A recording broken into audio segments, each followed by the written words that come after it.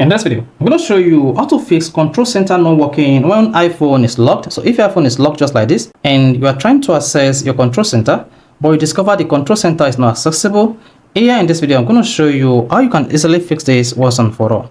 So if at the end of this video, you found this video helpful and informative, please don't forget to like and subscribe. Now, the first thing you want to do is go to your iPhone settings. On the settings page, scroll down and click on Face ID and Passcode or Touch ID and Passcode. Then type in your Facebook passcode to access this page. Now scroll down and locate control center here. Make sure control center is enabled.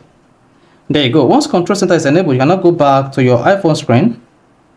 Then go ahead and lock your iPhone screen like this. Now swipe down, then you should see your iPhone control center accessible on lock screen. So this is how you can easily fix control center not working on your iPhone whenever the screen is locked. So if this is helpful and informative, please don't forget to like and subscribe.